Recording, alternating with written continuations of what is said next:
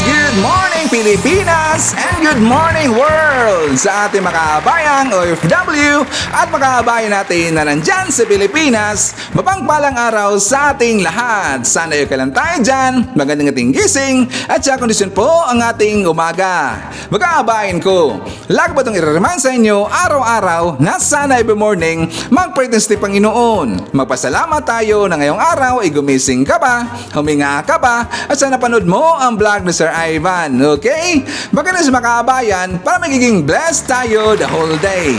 Sa mga nakakabi dyan, sa mga nag-breakfast, sa mga nandyan pa, sa kalang matrabaho, at kakabalang po, galas nilang matrabaho, welcome dito sa ating panibagong episode, panibagong balitaan dito sa ating channel sa JRP TV, kung sa mga kabayan, pag-usapan natin yung mga karanaban dyan sa Pilipinas, mga nangyayari po sa loob-labas ng politika, at pag-uusapan rin natin ang mundo po ng showbiz. Welcome mga kabayan, kasama niyo pa rin si Sir Ivan, ang ginawang radyo ng ating mga kabayan, pero hanggang ngayon ay bulol pa rin.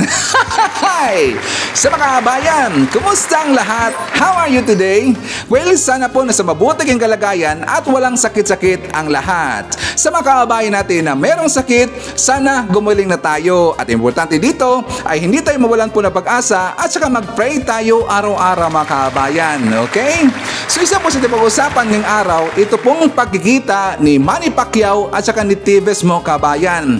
Yes, nagkita sila the other day doon po sa Timor-Leste at saka ito'y talaga confirm na po ngayon kung saan ang location ni Tevez mga kabayan. Nagkita kasi sila ni Manny Pacquiao kasi si Pacquiao merong event doon sa Timor-Leste, isang boxing event mga kabayan, at saka inimbitahan rin po doon si Pacquiao. Kaya lang, marami kasi nagsabi-sabi dito na mga doon po sa Twitter mga kabayan at saka sa post po doon sa Facebook na kung saan na pwede daw dito gamitin po ng taga DOJ si Pacquiao kasi alam na ni Pacquiao kung saan po ang exact location ni Tevez doon sa Timor-Leste mga kabayan. At saka ipapakita natin yan mamaya. Kaya so pag-usapan rin po natin na meron na tayong ebidensya dito kay Maharlika mga kabayan kasi siya mo mismo dito ang nagsasabi na humingi talaga siya dito ng pabor kay Efelisa mga kabayan. Humingi siya ng pabor na posisyon na lagi niyang iginit dito na hindi daw siya naghingi po ng posisyon mga kabayan. At dito rin po, ipapakita rin po natin na isang vlogger, kaibigan natin na napakaganda at talagang nakatawa mga kabayan. Bakit? Pinagmumura niya dito si Maharlika kasi nga gunggong ito at talagang napakasinungaling at backstabber mga kabayan. Mamaya ipapakita natin yan. And of course, pag-usapan rin po natin, insert natin sa balita, ito rin tungkol po sa isang vlogger mga kabayan, kilalang vlogger na kung saan nakulong dito kasi nga nagnakaw siya ng pera mga kabayan. If I'm not mistaken, 200,000 yata ang kanyang ninakaw dito at saka ipapakita natin na mamaya. And so pag-usapan rin po natin, ito rin hindi or walang kamatayan po na paninira dito na mga ok-ok dyan sa lipunan, yung mga ayaw sa Marcos mga kabayan dahil nga dito sa hindi nga lumuhod si PBBM sa mga chikwa, yung ipinatanggal niya mismo yung floating barrier doon sa Baho di Masinloc mga kabayan. Talagang maraming humanga doon, maraming tumambling doon at ngayon sinisiraan pa nila si PBBM mga kabayan. Ipapakita natin yan mamaya. And girls, marami pang iba. Alam niyo po si Sir Ivan, palagi itong meron dalang bago ng mga pasabog every time na maglalabas tayo ng mga bagong balita dito sa ating channel. Eros mga kabayan, before na mag-start, as usual, kukumustahin ko muna kayo at saka shoutout natin ating mga pinalangga po na mga legends, ang ating mga senior citizen. Hello po, kumusta? Kumusta? I'm hoping po na nasa maayos kayo na kalagayan. Kukumusta natin mga kabayan ang mga pinalangga natin na mga Marcos Loyalist. At syempre, nandyan din po makakabayan nating DDS all over the world. How are you today makakabayan? Lalong-lalo na, maraming salamat po sa mga Uniteam supporters. And of course, thank you so much sa ating mga returning viewers, mga solid supporters to ni Sir Ivan, mga suki din sa ating channel, thank you so much. At maraming salamat sa mga viewers na hindi po nag-skip ng ating mga commercials. Thank you so much. At siyempre mga kabayan, i-welcome po natin ating mga new subscribers, mga bagong pasok dito sa ating channel. Welcome to the family and thank you po for appreciating our channel. Mga kabayan, before tayo mag-start po, kasi meron na po ako nabasa doon sa ating last vlog na kung saan nagtatanong sila bakit daw ibinalik-balik ko dito ang aking intro mga kabayan. Well, sasabihin ko naman po dito, ang purpose kasi ng aking intro kung bakit ko ibinalik-balik yan, kasi para meron kayong time po na basahin ang ating mga mini balita o yung screenshots na balita mga kabayan dyan sa aking gilid. Napapansin nyo ba na during po sa aking intro ay meron kayong nakita po na mga screenshots ng mga balita. So binigyan ko kayo ng time mga kabayan para mabasa nyo yun, para marami tayong informations na makukuha at para marami tayong alam mga kabayan. Okay? So ang unahin natin sa tigbabalita mga kabayan, as usual, yung mga good news pa rin po ni PBBM. Kasi nakita natin si PBBM kanina na kung saan namigay po ng mga libreng bigas mga kabayan, yung mga smuggled rice doon po sa Siargao, sa Surigao mga kabayan. So for more details, let's watch this. We are so overwhelmed and happy with what we are feeling today with your presence. Unang-una po, nilunsad po niyo po ang ating tinatawag na food stamp program. And then ngayon po dito sa loob ng gym ng munisipyo ng Dapa, meron po tayong mga bigas na ipinagbibigay niyo po sa aming mga kagabayan. Ano pa kaya ho ang sunod? Parang gusto ho namin na every month nandito po kayo sa aming lalawigan sa Surigao del Norte. We cannot thank you enough. The only thing that we could do, Mr. President, and we can promise you as the Provincial Governor of the Province of Surigao del Norte, kasama po ang lahat pong mga kasamahan natin sa gobyerno, we will definitely support all the Bongbong Marcos administration program until the end of your term. So once again, maraming salamat Mr. President. Naimbag abigat Apo Presidente. Sabi ni Governor, dapat daw nandito ako ng bawat buwan. So buwan-buwan pupunta ako rito. Hindi ko naman kaya dahil mabigat yung schedule ko. Pero may proxy akong pinadala yan, si Vincent, yung anak kong bunso. Ang katotohanan po, ilang buwan ko nang hindi nakita ito eh. Halos di ko na makilala. Dahil pagkatapos ng trabaho niya sa Maynila, takbo ka agad dito yan, sa Siargao. Pero pagka naman may kailangan, pagka may nangangailangan kayo rito, takbo naman sa akin yan. Kaya marami kaming nagagawa. Kaya yan lang para sa kasalukuyan, yan na muna po ang proxy natin dito sa inyo, sa mga kasama natin sa Siargao.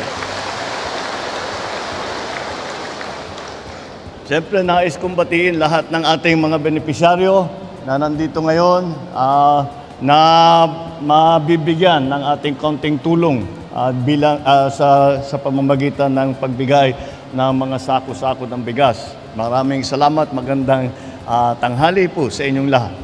Isa ito sa mga hakbang na ginagawa ng ating pamahalaan upang maibsan ang gutom ng mamamayan sa buong bansa.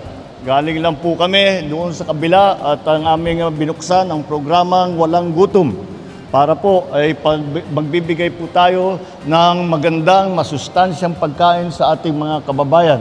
Ito po naman ay naiba at ito po bigas na ito. Hindi ko alam kung nababalitaan ninyo dahil ako bilang Secretary ng Department of Agriculture ay katungkulan ko na pagandahin ang supply ng pagkain at tiyakin na kahit sapat yung supply na yung presyo naman ay nasa tama para hindi nahihirapan ng taong bayan. Ngunit yan ang aming ginagawa. Sa isang panig, ang ginagawa natin, pinapaganda natin ang produksyon ng bigas. Hindi lamang bigas, kundi pati mais, pati yung mga gulay, pati high value crop, lahat yan. Para naman maging mas matibay ang tinatawag ang ating mga pag-supply ng pagkain sa ating mga kababayan. Yun naman, food stamp program ay para naman magbibigay po ng tinatawag na parang kupon. At ito ay binabantayan hindi lamang kung gaano karami ang kinakain, kung tama naman at masustansya, kung balansyado ang diet. Hindi nang puro matamis ang binili, hindi lang naman puro kanin. ang pinapakain, kundi dapat may protein galing sa isda, sa gulay, lahat yan, pati prutas. Yan po ang aming bagong programa. Ngayon ito po ay sa kabilang panig naman sa pag-aayos ng food supply sa Pilipinas, kailangan din po natin tugunan ang problema ng smuggling at saka ng hoarding.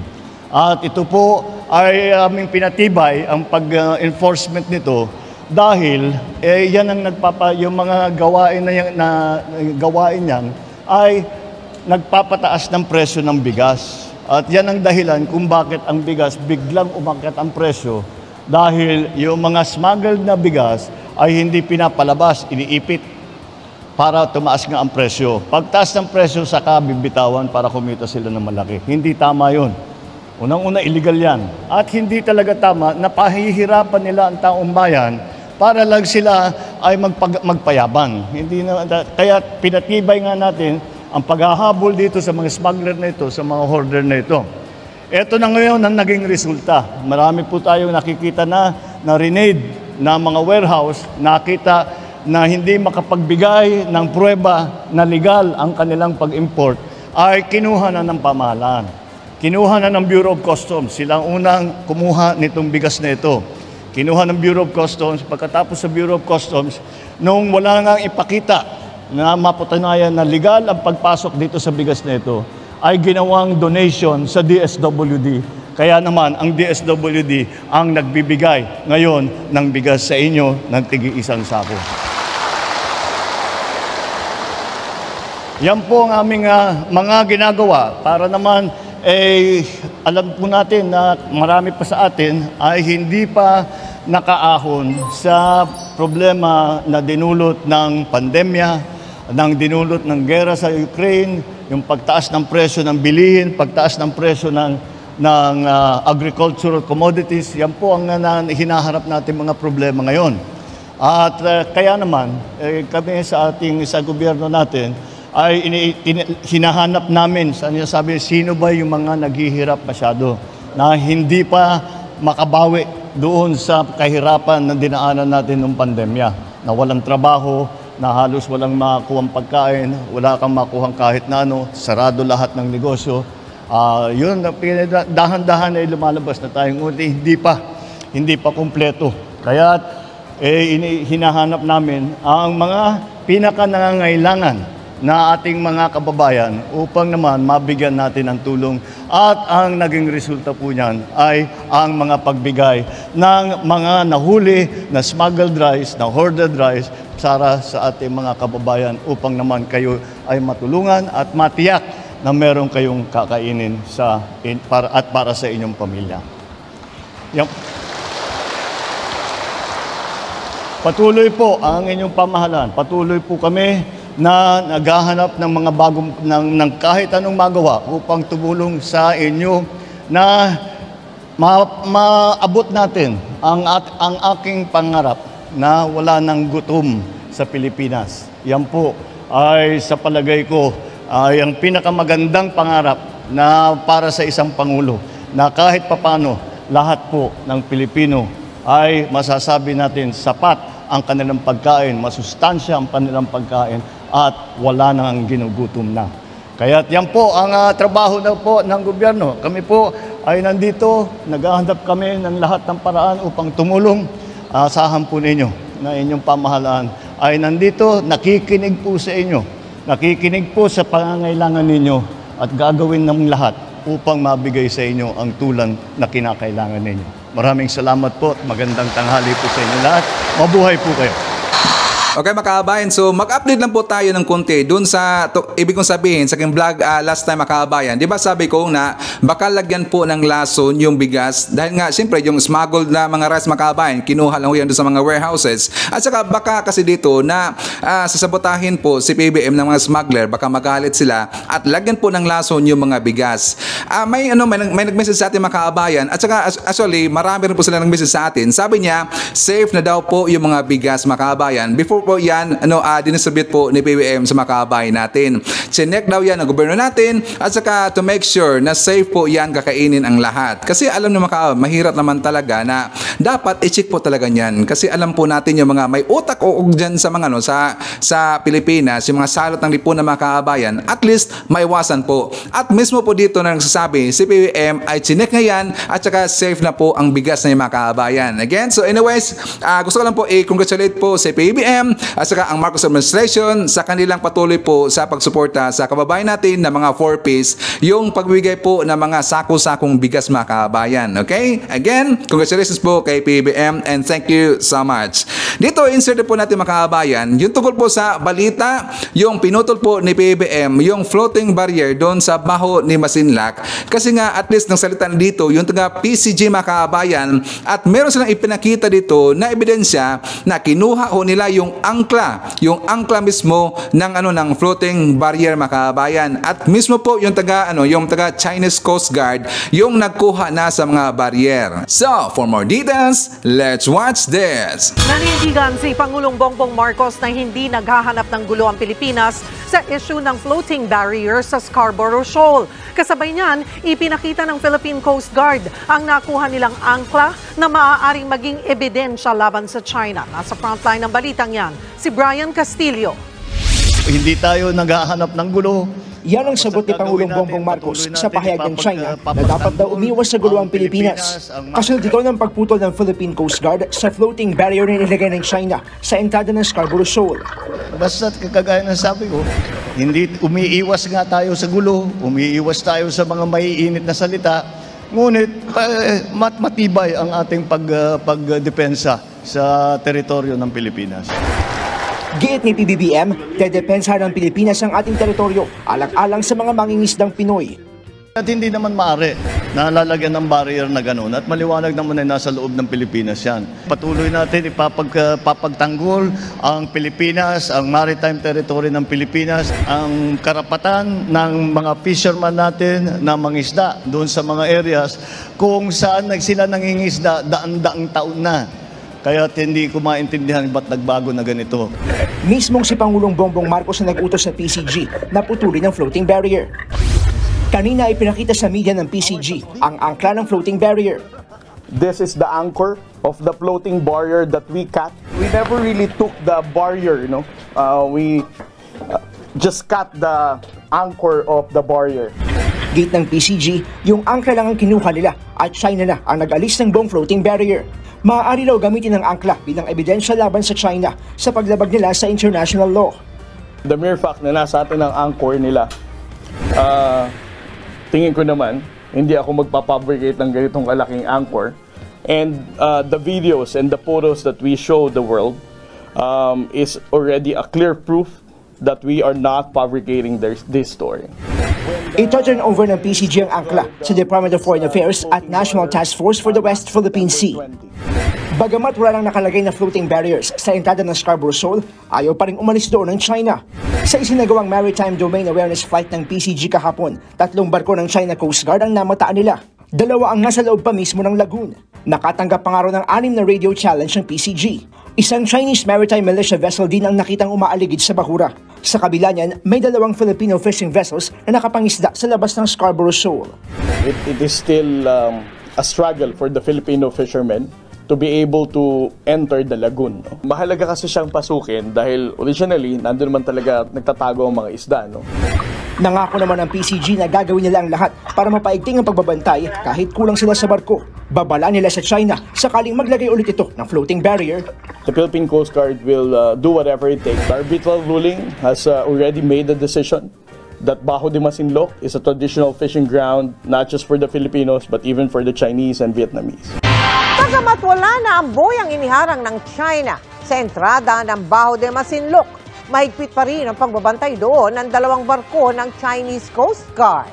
Nakatanggap din ng radio challenge mula China ang aeroplano ng BFAR. Yan ang tinutukan ni Rafi Tima. Lula ng eroplano ng Bureau of Fisheries and Aquatic Resources o BFAR, lumipad kami patungo sa Bajo de Masinloc o Scarborough Shoal Huwebes ng umaga. Ito ay para makumpirma kung ano na ang nangyari sa 300 metrong boya na inilatag ng China Coast Guard noong nakaraang linggo na pinutol ng Philippine Coast Guard. Mula dito sa Himpapawid ay kitang-kitang wala na yung boya na nilatag ng China Coast Guard noong nakarang linggo. Noong tayo nandito kasamang barko ng BIFAR. Dati ay nakaharang ito dito sa may entrada ng Bahura. Pero ngayon ay wala na ito. Pero kapansin-pansin din na isa na lamang yung motherboat ng mga mangingisdang Pinoy dito sa Scarborough. Kalaunan nadagdagan ng isa pang motherboat ng mga mangingisdang Pinoy ang nasa labas ng Bahura. 2 barko naman ng China Coast Guard ang nakaangkla sa loob mismo ng Scarborough malapit sa entrada. Panay din ang radio challenge nila sa eroplano ng BIFAR habang palapit ito sa Bahura. Naka-total sila mga 6 times, sir.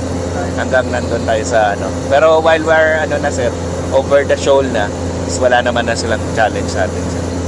First time niyo po ba na walang barko ng BIFAR ni radio challenge kayo dito sa Baho de Masinloc? Actually, sir, ito yung first time namin na walang barko na nag-challenge sila. Kasi previously, sa mga conduct namin dito na maritime surveys, wala naman pong mga challenge na ginagawa sila. Ayon sa PCG, mahalagang detalye ang ginawang radio challenge dahil tila gustong palabasin ng China na pati ang himpapawid ng Scarborough ay kanila. Sa press conference ng PCG, kung saan ipinakita ang angkla ng pinutol na harang na boya ng CCG, hindi raw mag-aatubili ang Coast Guard na muling putulin ang boya ng China kapag ibinalik nila ito. In the next coming months, if ever that barrier will once again be in place, the Philippine Coast Guard will do whatever it takes for us to remove the barrier. Magandang balita ayon kay Mang Arnel Satam, ang mangingisdang hinabol ng Chinese Coast Guard nang magtangka siyang pumasok sa loob ng Bahura. Giit ni Mang Arnel, bagamat delikado, uulitin niya ang tangkang pagpasok dahil para sa kanya, may karapatan siyang mangisda sa loob ng Bahura. Yan ang gusto ko talagang magagawa na paglaban ko yung karapatan namin sa pag-isda. Patalo tayo dyan. Hindi tayo patalo. Ingisa tayo eh. Sa palaot na ito ni Mang Arnel, ang naiuwi niya sa kanyang pamilya, 3,000 piso. Bagamat maliit, may pagmamalaki daw niyang pinaghirapan niya ang halagang ito para kitain alang-alang sa pamilya. Yan. So yan po ang Pinoy mga kabayan. Hindi basta-basta matakot po sa ibang mga, kahit mga giant na mga countries. Dapat ipaglalaban natin po kung ano ang atin. So good job dito and hand salute po kay sa ating mangingisda na si Mang Arnel. At saka tingnan nyo mga kabayan, ganyan ba yung weak leader na presidente? Yung weak leader natin, hindi po lumuhod sa China mga kabayan. At talagang isa lang po, isang mandato na po dito ni PBM, ipinatanggal kagad yung, yung barrier, pero yung China mga kabayan, walang reaction dito. Bakit? Siyempre, Marcos yan eh. Hindi yan takot eh. At saka tingnan rin po dito, ipapakita ko rin po dito mga kabayan, yung post po na isang kilalang vlogger doon sa Twitter kasi nga humanga sa dito sa ginawa po ni BBM. Ang sabi po ni Just, sabi niya, their so-called weak president is not bowing to China. I am beyond grateful that we now have a president with pro-Philippines foreign policy. We may differ a lot in politics and the leaders we support, but as Filipinos, we should rally behind the Philippines territorial. Alam niyo kabayan, yan po si Just ay hindi ko talaga alam kung saan siya nakulay na sumuporta dito, pero kung pinklawan man siya or doon sa ibang kulay, at least na nakita niya yung ginagawa po ng presidente natin at na talagang humanga siya dito sa ginawa po ni PBM.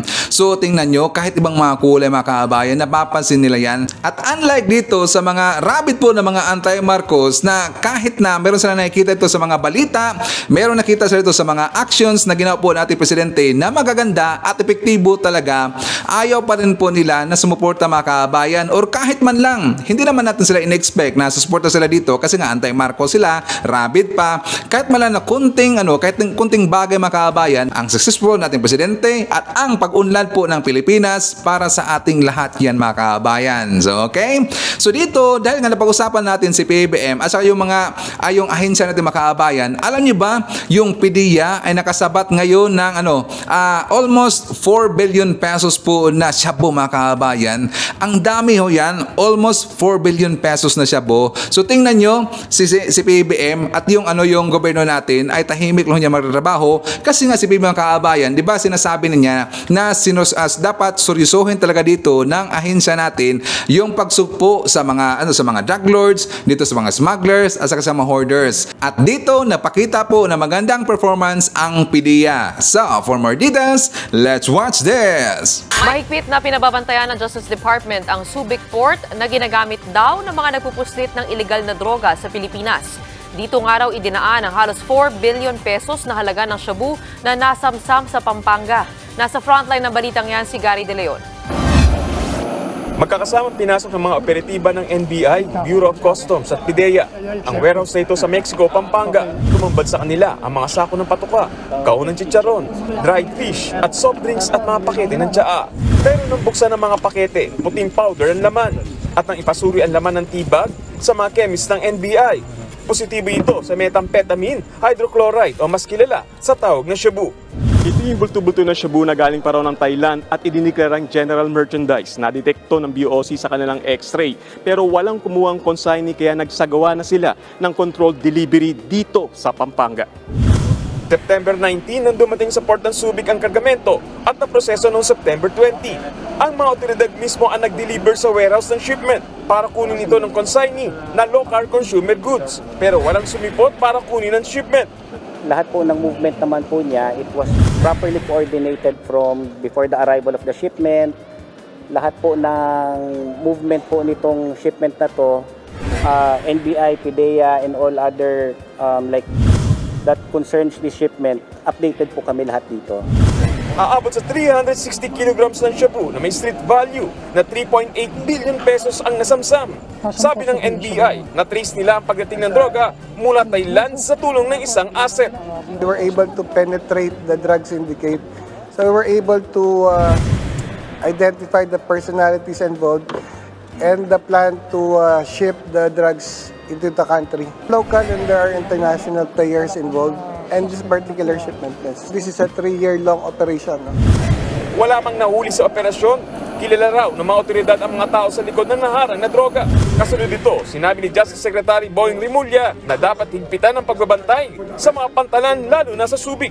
Subic ang mainit ngayon. Actually, Subic rin ang aming na-pinpoint na source ng agricultural smuggling. Subic din ang na-pinpoint namin ang source ng maraming smuggling sa bansa. We have to watch over. Yan, good job po sa NBI at saka sa PDEA. So dahil napag-usapan po natin to yung tungkol sa mga drogas mga kababayan, dito insert na po natin ang balita po na kung saan si Manny Pacquiao at saka si Tevez mga kababayan nakita po doon sa Timor-Leste. Kasi nga si Manny Pacquiao, tulad ng sinabi ko doon sa aking intro, na meron kasing event itong si Manny Pacquiao na dinaluhan doon po sa Timor-Leste mga kababayan.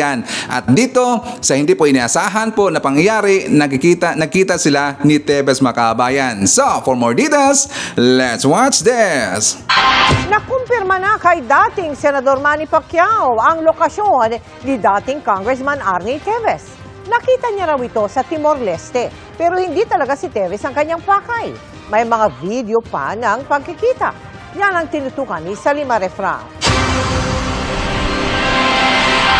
Sa mainit na pagsalubong na ito ng mga Timorese kay dating Senador Manny Pacquiao sa Timor-Leste kahapon, makikitang niyakap siya ng isang lalaking nakaputi na may tila binulong. Kasama na siyang naglakad at minsan pang umakbay kay Pacquiao at nag-usap sa isang punto. Pagkumpirma ni Pacquiao, ang lalaki ay ang sinibak na congressman na si Arnie Tevez na nakita niya ulit kinagabihan sa hapunang inorganisa ng gobyerno ng Timor-Leste at boxing groups. Wala raw silang pag-uusap. Hindi umanong alam ni Pacquiao na naroon si Tevez at hindi siya ang kanyang pakay. Bumisita raw ang dating senador dahil sa imbitasyon ng gobyerno nito para sa kanilang Independence Day. Ang Embahada ng Pilipinas sa Timor-Leste tumangging magbigay ng panayam patungkol kay Tevez. Wala rin daw itong papel sa pagbisita ni Pacquiao na direkta raw ang koordinasyon sa Timor-Leste government. Bago nito, nag-apply ng asylum si Teves sa Timor-Leste, pero tumanggi ang huli. Sa gitna pa rin ng patong-patong na mga kasong murder, frustrated murder at attempted murder sa pagpatay kay Negros Oriental Governor Roel Digamo at siyam na iba pa. Noong Agosto, dinesignate ng Anti-Terrorism Council si Teves na terorista at leader ng Teves Terrorist Group. Ayon sa Department of Justice, nagpapatuloy ang mga operasyon nila laban kay Teves kahit walang extradition treaty ang Pilipinas sa Timor-Leste. The cooperation and the communication between the two governments has been very fruitful. Marami na pong napag-usapan and our operations are based on those communications between the two governments. So of course, dahil nagpakita na talaga siya, we will further intensify our operations and speed up the process. Nasa Malacanang na rin daw ang isusumiting request sa United Nations para ma-turn over sa Pilipinas ang isang tinuturing na wanted na terorista. O yan, malapit nang makulong mga kabayan. Bilang na ang araw ni Teves. Kumusta nga pala yung mga vlogger po ni Teves mga kabayan? Nakikita ko nga pala the other day, talagang todo depensa dito kay Teves mga kabayan. Hindi ba nila alam na itinuturing na dito sa Teves na na terorista mga kabayan? Anyways, bakit na pumunta doon sa mainit na mga balita tungkol doon kay Maharlika mga kabayan at saka doon rin po sa isang vlogger na nakulong? Siyempre, isatamar natin po ang ating mga solid viewers, mga silent viewers at yung mga viewers na hindi nag-skip ng ating mga commercials. Isatamar natin ang ating mga channel members. Sila si Cosmo Defender, Pusong Inami or Sis Queen, Fee Escalante, Russell T. Rowell, Via Vivar and Mel Grace Holmes. Hi to Aurora Mercado at saka shoutout sa kanyang mister na si Welly Mercado at saka shoutout rin sa kanyang mga anak. Hi to Maiti Baisa, Jillian Quezon, hi to Virgilio Villanueva, Lemuel Pasco, Benedicta Alico, Kuya Ulay, Aurora David. Hi to Billy Chu, Kaluya Lab Safar from Taiwan, Brian Baltasar, Abel Santos, Lorely Bernardo. Hi to Falcon Gregorio, Teresita Tamaliwan, Rodolfo Ranada Rabor of Tansa Cavite. Hi to Revica Abad, Maria Cristina Fernandez, Sue Navaluna, Mirai Aoki. Hi to Zuzen, Josephine Abieba, Edgardo Canonigo, and Josephine Martinez, Julian Hasmin at Dayday. Hi to Linda Lim, Muhammad Ibrahim Ding Sanchez. Nandiyan po kasama natin si Fatima Duermi, Eme Sarino, Boss Estelia, and hi to Nonoy Florin Hills.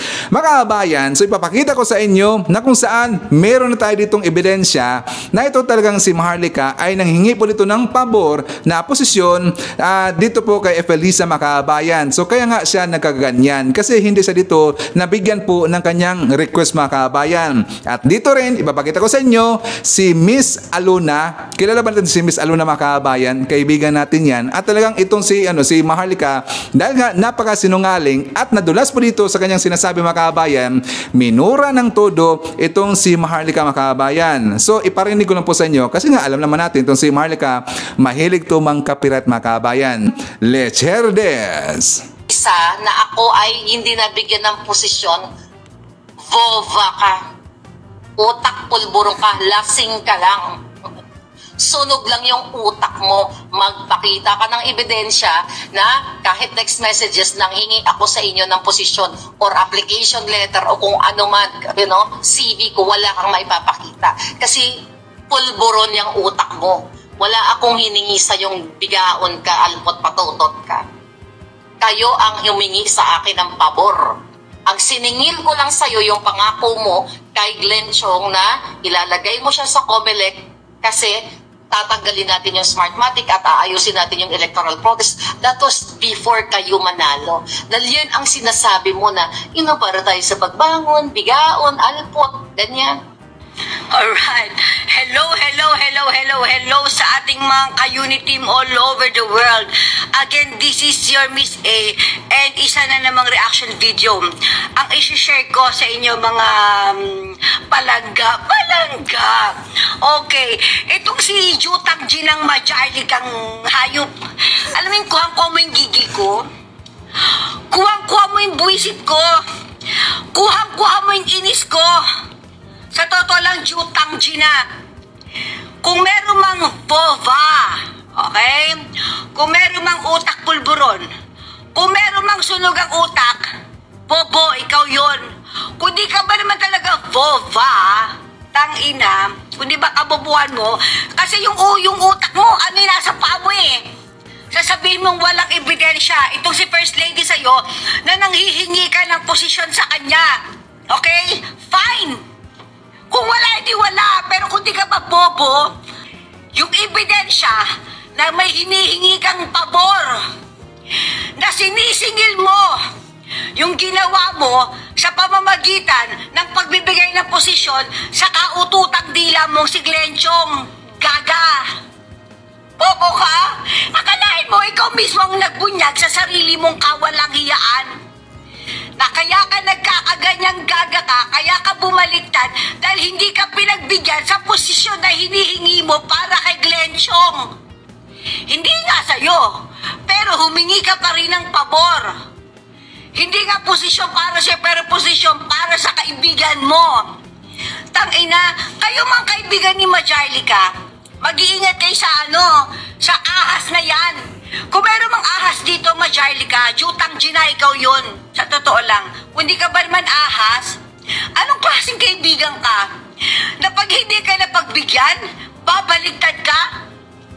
Kung ano mang sikreto ng mga barkadahan o ng mga kaibigan nyo, isisiwalat mo? Anong klaseng tao ka? Anong klaseng kaibigan ka? E di ahas ka? Gaga, bova! Utak pulburon ka! Kaya kayo mga kaibigan ng Majarlika, mag-iingat kayo. Wag na wag kayo mag-share ng any na negative or mga bagay na hindi maganda about you sa ahas na yan. Dahil ibubunyag kayo niyan. Sa totoo lang, putang ina kung di ka pa namang bobo, akalain mo, ikaw mismo nagbunyag sa sarili mo, na naningil ka, na agigil. Kuwang-kuwang yung gigil ko, Majarlika, Jutang Gina. Bigaon. Actually, ay na to, bigaon. What's bigaon?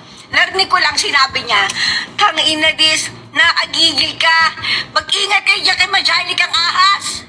Aahasin kayo niyan. Taki na obsessed to kay, kay First Lady. Gaga, utak pulburon ka. Boba, tanga.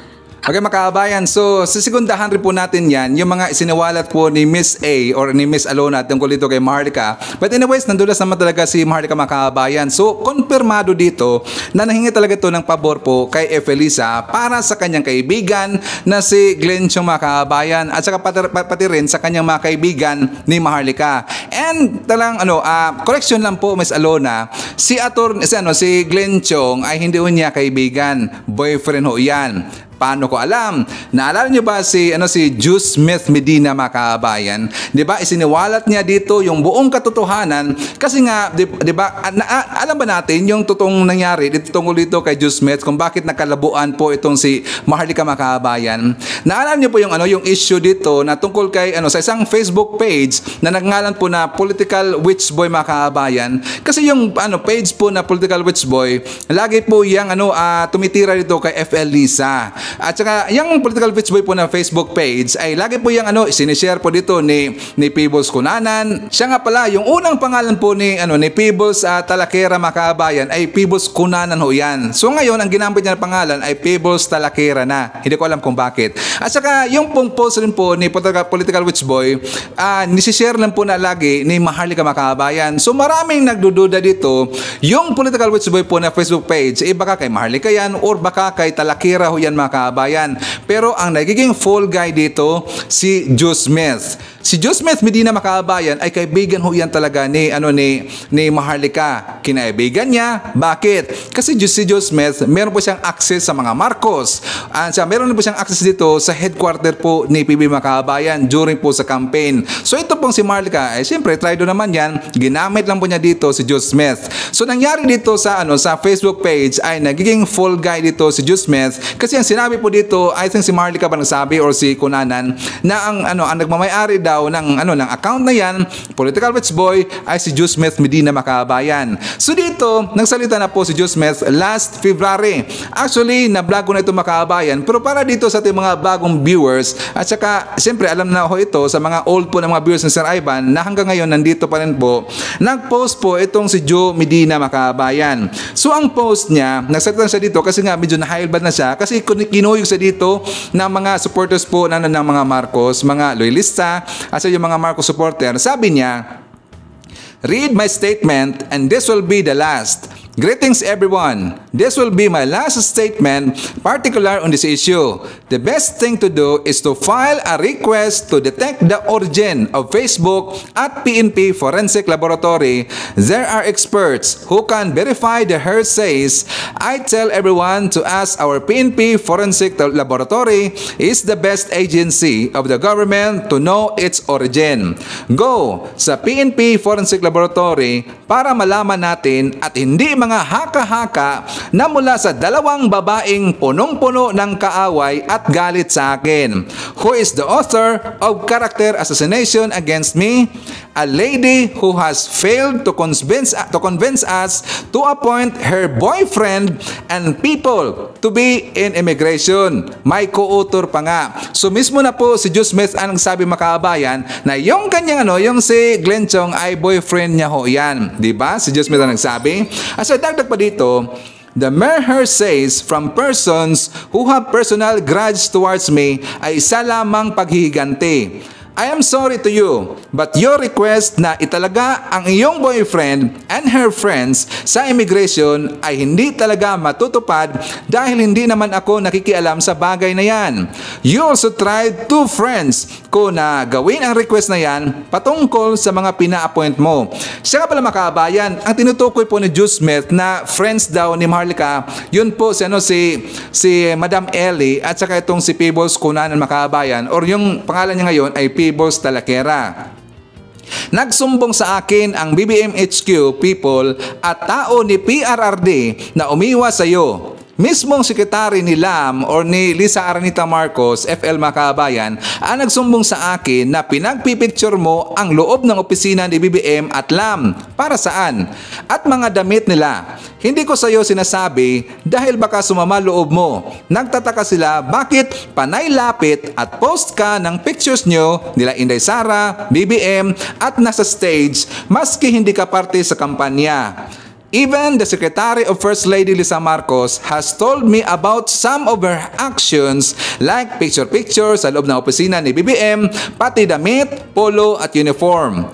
One of the staff of President Gloria Arroyo has also informed me regarding her actions by going to the stage during the campaign and umaastang parte ng kampanya, and also even sister of Mayor Mike Defensor has told us that you used the name of my friend to enter the meeting di Abansi at nagtataka sila nasa stage ka na at nag-project party ka ng kumpanya.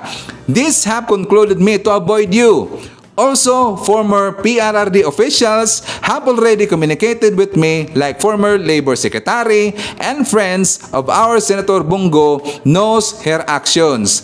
Ang mga larawan ng babaeng ito ay nagpro-project na siya ay makapangyarihan at parte ng kampanya ni BBM at Sara dahil pang-aasar niya daw sa mga kalaban niya. The HQ has talked with me dahil madami ang tumutol sa pagbolunteer mo.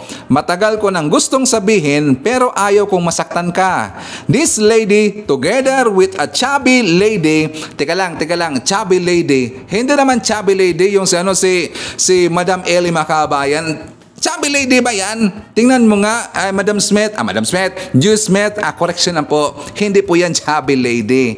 Yan po ay, basta siya, si Madam Ellie. Sabi pa dito, idagdag ng mga kabayan, this lady together with a chubby lady love to hit me because they want attention and bullying those who think na hindi gaganti. I keep my mouth quiet and ngayon lang ako magsasalita sa issue na to dahil ang babaeng ito ay hindi talaga titigil. Tinga pala, kilala ba natin si Madam Ellie, mga kabayan? Siya po yung original Insaymada vlogger. Bakit, Sir Ivan? Siya po yung unang nagreklamo na ensaymada po yung ipinakain doon sa Malacanang, mga kababayan. Siya po ang nag-forward po ng pictures doon kay Maharlika, mga kababayan, at sinigundahan lang po yun ni Princess Maui. So silang daw po ang totoo at original na ensaymada vlogger, si Madam Ellie at saka si Princess Maui, mga kababayan. I think kilala po natin sila. Sabi ba dito, from the very beginning, I tried this lady to have an access in our HQ meeting, the advances, and even submitted her CV because she wanted to volunteer but our HQ refused. Sumama ang loob nga, nakisama tayo ng mabuti sa lahat ng mga taong nasa paligid. And lastly, sabi niya, after this post, I am sure this lady will do character assassination. Dahil dyan sila dalawang magaling. Hindi talaga ako tatantanan nito like what she did sa ibang politiko na kinakabangga niya. For those who are still trying to connect with me, political witch boy, go on and file an investigation to PNP Forensic Laboratory, and I have worked a good work and life overseas, more peaceful and a country na walang intriga. Thank you and busy ako sa work at yan na po ang aking statement, kaya sana naman may masmasa na ang dalawang babae na lahat inaaway na. Dalawang babae ba talaga si Madam Ellie? Alam niyo, kababayan, at least ito naliwanagan ng lahat na itong mga kagaguhan po, kabalastugan po ito ni Maharlika ay totoo naman talaga ating mga claims, mga kababayan. As mismo pa po, aside kasi doon sa mga kakilala ko na mga DDS na nakasama noon ni Maharlika, mga kababayan, ayaw talaga nito ni Maharlika. Meron kasi silang sense dito na merong magandang hindi gagawin, mga kababayan, in case na hindi niya makuha ang kanyang gusto, mga kababayan. At talagang nangyari po ang kanilang kinakatakutan. Kasi nga si Maharlika ngayon sumabog, mga kababayan. Ngayon naninira na kasi hindi niya nakuha ang kanyang gusto. At dito, ito aking ebidensya. Di ba like kong sinasabi dito na itong si Maharlika ay pure DDS yan, mga kababayan. Sabi pa nga nila ng mga viewers niya na si Rayban, naninira ka. Si Maharlika, hindi yan DDS, loyalista daw yan. Okay, so pupuntahan natin ang mismong post po ng mga pink clown, mga kababayan. Kasi nga ang kalaban noon na ni Maharlika since pa noon, mga pinklawan, yung mga tauhan po ni Linilutang, sila mismo ang makapagsabi dito, aside from me, sabi dito ni Kapamilya Kingdom, isang dilawan, pinklawan, na kabayan, sabi niya, watch Pia Wurtzbach and Catriona Gray pinagmumura ng isang tangang DDS self-proclaimed vlogger na si Maharlika matapos nilang maghayag ng kanilang saloobin hinggil sa anti-terror bill. Tinawag na tila hindi nagsisipilyong si Maharlika na honghang, bugo or kung ano-ano pang mga masasakit na salita sa dalawang Miss Universe. Aside from me, tingnan nyo mga dilawan, mga pinklawan na sabi na si Maharlika ay DDS at hindi ho yan loyalista, mga kababayan. Kailan nyo lang ba nakita si Maharlika na sumiksik dito sa mga Marcos, mga kababayan? Kasi nga nararamdaman niya na yung mga Marcos ay sikat po at may posibilidad talaga na mananalo po sa eleksyon sa 2022. Kaya siya biglang sumiksik, mga kababayan. At yun po ay plano ng mga DDS vlogger na ipinakita ko dito. Di ba may picture ko pinakita, mga kababayan? Nakasama niya doon sila si Banat Bay, si Mocha Oson, si Atty. Trixie, si Mark Lopez, at saka yung iba pang mga kalimutan ng pangalan, sila si Sas, na kung saan before po yun nilagyan ng black color po si Maharlika, mga kababayan. Nakita ko na po yung original na picture na yon. And after that, ni-repost na naman ni Bayat Bay, nilagyan niya ng black itong si Maharlika, mga kababayan. Bakit? Kasi nga in the future, meron silang plano para dito kay Maharlika, mga kababayan, para hindi malalaman ng iba at ng mamayang Pilipino at ng mga viewers po ni Maharlika na itong si Maharlika ay DDS po to. Talagang nilagay nila, isineksek nila sa mga loyalista para sasabihin po na ibang tao, loyalista si Maharlika, mga kababayan. So clear na ba? Ganun po magbigay po ng ebidensya si Sir Ivan. Hindi po yung basta lang akong magngangaw dito na walang ebidensya. Nagpapakita ako dito ng ebidensya, mga kababayan. Diba? Kasi ayaw ko, ang mga views ko dito, ayaw ko na mukhang magiging tanga po sa mga sinasabi to ni Maharlika, baka mapaniwala pa, mga kababayan. At least alam nyo na po. Then it's up to you to decide. At least napapakita ko dito ng mga ebidensya at yan po ay clear talaga na ebidensya, mga kababayan. O diba? So yung mga kaibigan po ni Maharlika, yung mga kanyang mga alipuris na mga vlogger, mga walang kwenta talaga, mga gonggong yan eh. Sila na po dito magsisiraan mga kabayan. Pero tama lang po yung mga sinasabi dito ni Miss Alona, si Miss A. Siya nga pala, shoutout kay Miss Alona, kaibigan natin yan. At saka okay lang po na talagang pinagmumuray nito mga kabayan. Ako ayaw lang magmuray. Kasi maraming pong nagme-message sa atin, mga loyalista, ayaw nila na magmura daw si Sir Ivan. Pero syempre, aasarin natin. Alam niyo mga kabayan, natatawa kasi ako doon sa last vlog natin. Di ba sabi ko, pinaayos ko aking ngipin. Abay na may nag-comment kay Sir Ivan, alaki daw ng aking ngipin. Malaki pa ang ngipin. Hindi naman siguro kapariha kay Joke no mga kabayan na talagang malaki yung ngipin. Tawa pa lang, nasasaktan na sila eh. So ina sa kabayan, forward na rin po tayo dito po sa sa next natin na topic na kung saan pag-usapan natin yung talagang ito masasabi ko mga kabayan, napakatapang po ang babaeng ito, yung witness na nagpapakita po doon sa Senado na kung saan wala siyang takip sa kanyang mukha mga kabayan, si Lovely. At saka dito isiniwalat niya yung mga kabulastugan, mga kababuyan po ni Senyor Aguila. But before that, i-share naman natin po si Nonoy Floren Hills, Leonardo Mendez, John Ray Kalunsag, hi to Wilfredo Olayaw. Shoutout daw sa mga pastors and members ng Sovereign God Christian Church. Hi to Erickson Miguel and they're watching in Hawaii. Hi to Divina Dequaten. I-share po natin si Ryan, Carclia, si Beer, Redler, Trexie, Lily, Carmen, Judy, Redwan, Little One, Jay Cabal, Ma'am Lentek, Ma'am Self, Mami Chacha, Mami Lou, Tita S, Caitlin, Tatay Amik, and Tatay Jackfords and Jackfords family. Siya pala mga kaabayan, muti ko na makalimutan, ipapakita ko muna sa inyo yung balita tungkol sa isang vlogger na kung saan dito po ay nakulong mga kaabayan kasi nga nagnakaw siya ng 200,000 sa kasama niya na vlogger rin mga kaabayan. So, for more details, let's watch this. Sa kulungan ng bagsak ng isang vlogger matapos mahuli sa aktong ninanakawan ang kanyang among konsehal sa Davao del Norte. Nasa frontline ng balitang yan, si Gary De Leon. Sorry talaga madam, hindi ko nauulitin. Kahit hindi mo na ako tanggapin, ayoko talaga dito. Meron din akong anak, mas magsisikap ako pagkalabas ko dito sa kulungan. Labis ang pagsisisi ng 19 anyos na vlogger na si Charmaine Jane Ramos o mas kilala sa tawag na Ligaya. Matapos siyang arestuin kahapon dahil umano sa pagnanakaw. Inireklamo siya ng isa pang vlogger at kanyang amo na si Councilor Leo Revita ng Tagum City, Davao del Norte. Nagnakaw daw si Ligaya ng higit 200,000 piso mula sa GCash account ni Revita. Ang masaklap, hindi raw ito ang unang beses na nagnakaw si Ligaya. According to Councilor Leo, maraming beses na to siya na kaya lang pinabayaan lang niya. Then, kahapon lang, nung minomonitor niya. Nung time lang, kahapon na inaresto siya, yung sa last niya na commission niya. Miyembro ng grupong Team Hamloy na mayroong 1.2 million followers sa social media, sina Ligaya at Revita. Bago sumikat bilang influencer, nagsilbing kasambahay ni Revita si Ligaya. Hindi naman tinanggi ni Ligaya ang pagnanakaw. Mangurap ko siya, sir. Nangihiram ako sa kanya ng cellphone tapos isesend ko sa aking personal na GCash. Nadala lang ako na parating umiinom. Kung gabi, magtrabaho ako na lasing, uuwi din ako na lasing.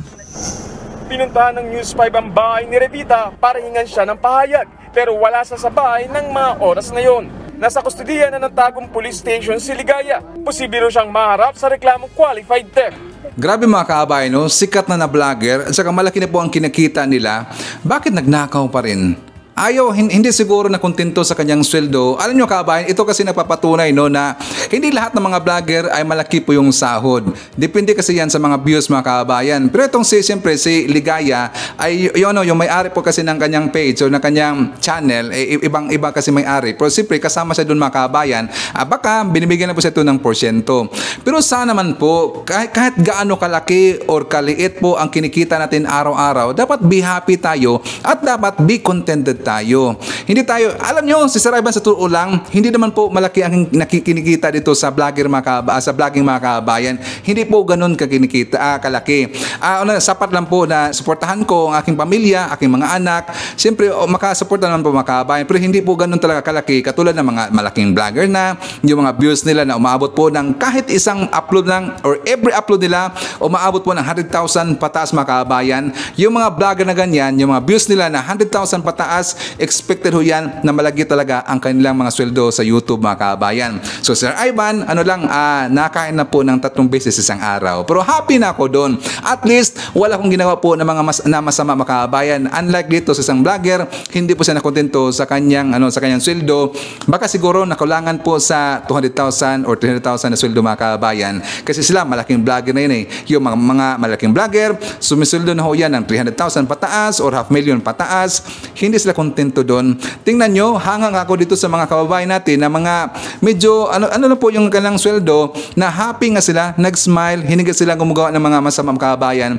Pero dito po sa nakahawak na ng malaking pera, gumagawa pa rin po ng mga masasama. Diba? Ang pangit talaga eh. So anyways, dito na tayo po sa balita mga kababayan, na kung saan ipapakita natin dito yung isang witness doon sa hearing po ng Senado, yung kay Senyor Aguila makabayan. Hangang-hanga ko dito kasi itong babae na to ay hindi siya natakip po ng kanyang mukha makabayan. So, for more details, let's watch this. Kanina po kasi sabi ni Sir Jeng, yung isang parusa nga ay pinalalabas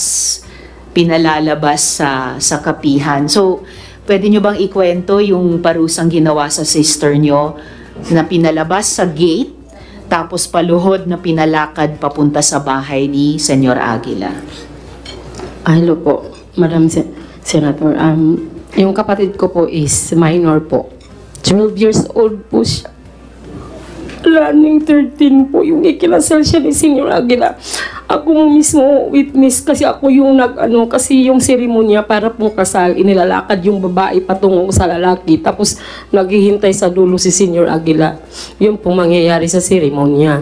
Tapos ako po yung sa kabila, sa kapatid ko, tapos ang kabila ko po yung parents ko, yung mother ko. Tapos nung hindi siya nagpagalaw ng husband niya, kasi may gusto siyang ibang lalaki, tapos hindi yun ang ibinigay ni Senyor Aguila. Ibang lalaking ibinigay sa kanya, tapos hindi niya kilala. Tapos hindi siya nagpagalaw sa kanyang husband na ibinigay ni Senyor. Pinatawag siya, pinaulit-ulit siyang pinatawag, pinapagalitan ni Janet at ni Rosely Ahop po. Asali ko, paulit-ulit siyang pinapagalitan. Tapos pagdating niya sa bahay, iiyak siya. Sabi niya, ayokong gawin yun kasi hindi ko yung tao na pipilitan lang ako. Tapos yung mother ko po iyak ng iyak. Tapos nangyari yung lahat na ikinasal ni Senyor Aguila na minors po, binalabas sa gate. Yung malaking gate namin po, nung unang gate po namin, hindi na ngayon na gate po. Tapos malaki po yung pader, hindi namin makikita yung mga bata kapag hindi kami lalabas. Tapos gaganon po sila, kakalampagin po nila yung gate na papasukin nyo kami kasi gabi at umuulan. Lahat ng bata po minor siya nandun sa labas. Saksi po ako kasi yung mother ko hindi yan niya makayanan pumunta sa labas kasi high blood po siya. Tapos sabi ng mother ko, puntahan mo yung kapatid mo kasi nakakaawa. Tapos pumunta po yung sasakyan ni Senyor. Sabi niya, patatawarin ko kayo kapag mula sa gate, luluhod kayo papunta sa bahay ko. Tapos magpapromise kayo na magpapagalaw na kayo sa asawa niyo. Kaya po yung nangyari, inopen po yung gate. Lahat ng minors, napakarami po nila, ma'am. Pinagluluhod po sila. Ang dami po nila, ma'am.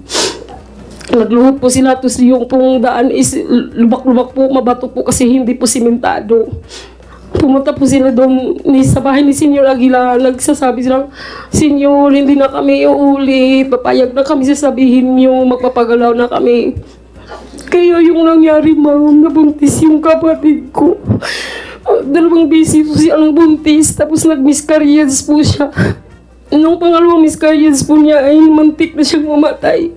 Na-admit po siya sa aming ospital po. May ospital po kami doon na ang nangangasiwa ay si Senyor Aguila po. How old yung kwan mo? How old yung kapatid mo? 12 po, sir. Sana siya ngayon? Nandun po sa kapihan. Kapihan? Yes po. Nung una gusto niyang bumaba. Nung bumaba na ako, sir, sabi ko, ate, huwag ka munang bumaba kasi may sakit yung father namin, sir. Wala nang mag-aasikaso sa father natin kapag Senyor Aguila, bakit gustong-gusto mong mag-sex yung mag-asawa? Bata, 12 years old, pipilitin mo makipag-sex sa lalaki na hindi niya kagustuhan. Kinasal mo na, pagkatapos sisiguruhin mo pa na sila mag-sex. Kung hindi mag-sex, pinapanis mo yung bata. Hindi po yan totoo, sir. Ha? Hindi po yan totoo, Your Honor. Puro ka lang hindi totoo. Hindi ano bang totoo sa'yo? Hindi ko po magagawa. Ha? Sigurado ka? Opo. Kasi I don't find it, wala akong nakitang rational behind. Bakit gustong-gusto mong mag-sex sila? Kinasal mo na nga silang sa pilitan, pagkatapos, pinapalua po pa na mag-sex. That's too much intrusion into their personal Hindi lives. po yun totoo, sir. Kahit tanungin natin yung kanyang kapatid. Nasaan yung kapatid niya? Nasa kapihan po. Nasa kapihan? Opo. Pwede mo papuntahin dito bukas? Wala akong budget po para... O ako magpamasahe? Opo. Papuntahin dito bukas? Opo. Kaya mo? Opo. Kumsek, kunin yung pangalan nung... Yung kahit yung kanyang ina. Mr. Chair, please, Mr. Kilario, tigilin niyo ang pagturo ng daliri niyo sa mga witnesses natin. Sorry po. Wala. Sige. Dili man siya katahas, sir, o way diyang nanay. Ha? Ay apel sir, o diyang nanay, sir, kasama para maimbestigahan. Excuse me, sir. Kaya gusto niyang isama yung mother ko kasi yung kapatid ko pinapagalitan ng mother ko. Sabi ng kapatid ko, ate, kapag hindi ako magsisinungaling, kukulitin ako ni mama. Ang yun sinasabi niya. Ayoko magtalagta talaga sa media, pinipilit ako magsinungaling laban sa'yo. Hindi mo siya nakababa kasi yung father ko may sakit, sir. Namatay po nung May 29, inilibing nila, hindi namin pinakita sa amin. Yung kapatid kong lalaki, sabi ko pa, bakit hindi niyo kami nirespeto bilang kapatid? Sabi niya, ayaw po kasi ni Senyor Aguila na ipalabas yung bangkay ng ama natin. Ayaw kayong papakita kasi nag-witness kayo laban sa amin. Kaya ayaw ni Senyor Aguila ipakita yung patay lawas, yung patay ng ama ko, nung dead body po ng ama ko. Inilibing nila, hindi namin alam kung saan, sir. Yung bumasagit sa amin, sir, bakit kayo ganun? Saan yun nilibing yung tatay niya? Saan yun nilibing?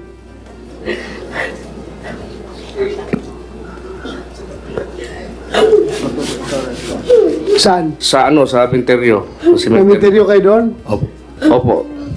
Ano kinamatay noon? May sakit sa baga po, sir. Sakit sa baga? Oo. Ano po, sir? Ako, nung bumaba ako, sir, yung pera po na nung imipon ko po, nung bumaba kami, nakatrabaho yung husband ko sa jail po, sir. Pag uwi po niya, may pera po kami. Kasi gusto ng husband ko na magprenda kami mag-opa kami ng bahay kasi yung bahay namin ibininta. At yung 40% ibinigay namin ni Senyor Aguila kasi yung pong utos niya. Para mapakinabangan namin yung bahay kasi lulubog na po ang mundo. Ang titira lang is yung kapihan. Mas mabuti yung ibinta na lang namin yung bahay para mapakinabangan namin. Tapos yung 40% kinukuha mo? Yes po. Ibinta lang bahay? Tapos nung bumaba na ako, sir. Dali lang. Yes po. Ano, kinukuha mo? Hindi po, sir. Ha? Sino kumuha ng 14%? Sa kanya po mismo. Yung mismong mother ko po, nagbigay din nung ibininta yung lupa namin sa Nueva Estrella po. Binigyan siya po mismo kaharap ng mama ko. Binigay yung 50,000 po. At Mr. tapos Chair. nung ma'am, nung bumaba ako, sinabihin ko yung father ko na gusto mo bang magpagamot? Sabi niya, gusto ko talaga. Kasi matagal akong naging mag-isang anak. Kasi nasundan ako ng kapatid ko, si 3rd college na po, sir. So yung kapatid ko po talaga wish come true ko po na magkapatid ako ng babae. Tapos nung bumaba ako, sabi ko sa father ko, close talaga kami, sir. Alam ng mother namin na nagtabla kong kapatid na lalaki na mahal namin yung father namin kasi mabait po siya kahit kailan hindi kami sinigawan o ano po. Kaya nung sabi niya gusto kong magpa-opera na may pera ka pa dyan, kababago mo lang bumaba. Tapos gagawin natin yan ng paraan. Hanap ako ng pera, makapagamot ka lang. Tapos kinausap ko yung doktor namin doon, si Dok Bimaw na, Dok, pwede bumang tulungan kami. Sabi niya, sagutin ko lahat ng sa hospital. Yung konsumo na lang po, daw pong namin. Tapos kinausap ko yung kapatid ko na katandang kapatid na, Kuya, magpaalam ka kasi Senyor Aguila na ibaba mo si tatay. Tapos i-admit natin sa Caraga Regional Hospital. Sabi niya, ayaw ni Senyor Aguilang pumayag kasi magtatagal sa hospital daw. Baka magwa 1 week o 2 weeks. Siya na lang daw ang gagamot ng ama ko. Kaya yun pong kanasasakit sa akin kasi hindi nila pinaalam sa amin na naghirap na pala yung ama ko, sir. At namatay na pala. Yun po. Mr. Chair. Yeah, but before Senator Risa, I would like to acknowledge the presence of Senator Tolentino. Thank you, Your Honor, for joining us. Go ahead, Senator Risa. Salamat ka Mr. Chair. Mr. Kilario, saan po nilibing yung ama ni na Lovely? Sa po? Sa sementeryo po. Aling sementeryo po? Sa Kapihan po, sir. Ma'am Risa. Sa Kapihan? Saan po yung death certificate nila? Nasa iyang mama ni Lovely, nandun sa Kapihan. Dalhin nyo po bukas. Or dalhin nyo yung death certificate na ito. Opo. Sorry po. Yes, yung daliri po ninyo, Mr. Kilario. Sorry po. Ang tindi na ng pinagdusahan ng pamilyang ito at ng lahat ng mga pamilya ng mga batang ito. Please, wag nyo silang ituturo. Yung kanyang sinasabi po na hindi pinahospital po. Kahit pa tanungin nyo yung kanyang nanay po. Huwag kang magsinungaling kasi ako yung nagpa-hospital ng father ko. Nasa akin po. Sagot na lang. Nasa akin po, sir. Sorry po. Nasa akin po, sir. Kaya ano sinasabi mo? Ako po yung nagpa-hospital sa kanya. Kasi na one time po, nagsinungaling yung mother ko na magpapalo up po siya ng pension niya po. Kaya sabi niya, hindi po pwedeng iwan yung father ko kasi may sakit na. So isinama niya pababa. Pero ang inside po dun is, pinagamot ko yung papa po ko, pina-check up ko sa health specialist po. Pinatingnan ko yung puso niya, yung baga niya. Kasi yung dati, na-operahan siya sa baga niya, sir. Tapos yung baga niya, pinatignan namin. Tapos yung findings ng doktor po is may po siya, tumor sa baga po. Tapos yung dalawang baga niya is po, infected na. Kaya mahirap siyang maghinga po. Kaya ang advice mo ng doktor is i-admit ng Caraga. Tapos pagkabukas po, pinuntahan sila ng black van ni Senyor Aguila, tapos kinuha yung ama ko, ibanilig sa Kapihan. Miss Lovely, yung black van na sinabi ni Jane Binawi sa matatanda? Tarok po compound ng Surigao del Norte, sinundo po sila. Pinagsundo saan, ma'am? Yes po, at ibinalik po ng Kapihan po yung ama ko. Magmula noon hindi ko na nakita. Hanggang nabilitaan kong inilibing na po yung ama ko. Hindi naman nakita, ma'am. Sumama naman ang loob ng ilang miyembro ng Socorro Bayanihan Services sa mga dati nilang kasamahang tumestigo sa Senado. Naawa raw sila kay Senyor Aguila. Nasa frontline ng balitang yan si Gio Robles. Tahimik na nanood ng pagdinig ng Senado ang mga miyembro ng Bayanihan Services Incorporated sa kanilang mini dome sa Sitio Kapihan dito sa bayan ng Socorro sa Surigao del Norte. Bawat isa, pinapakinggan ang mga sinasabi ng kanilang leader na si Senyor Aguila laban sa mga paratang sa kanilang grupo. Ang miyembrong si Ninita, hindi na tinapos ang panonood. Masama raw ang loob niya dahil ang anak niyang tumiwalag sa grupo na si Lovely ang tumestigo sa Senado laban sa kanilang samahan. Kumalas daw si Lovely sa Socorro Bayanihan Services dahil sa nangyayaring sapilitang pagpapakasal sa mga bata. Uuwi ako sa bahay, hindi ko kaya. Marinig sa ginawa sa aking anak kasi masakit, hindi ko kaya, ma'am. Bakit po? Pakinggan mo yung ina. Maawa naman kayo. Hindi na kaya sa yung ina.